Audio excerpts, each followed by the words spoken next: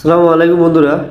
দৌলতদিয়া ফেরিঘাটে একটি বাস ফেরিতে ওঠার সময় 50 জন যাত্রী সহ তার নিয়ন্ত্রণ হারিয়ে পানিতে পড়ে যায়। 4-5 জন এখান থেকে উঠে আসলেও আরও প্রায় 40-45 জন যাত্রী পানিতে ডুবে যায়, তাদের এখনও সন্ধান পাওয়া যায় নাই। সকলে ভিডিওটা বেশি বেশি শেয়ার করে অন্যকে দেখার সুযোগ করে দেন।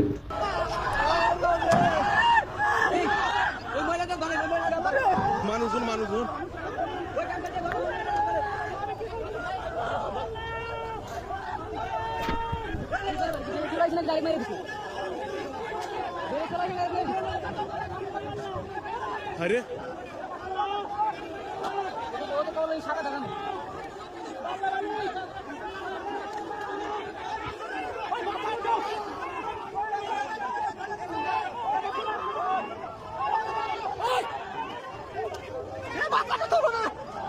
বহু মানুষ আছে তো বাসের ভিতরে না।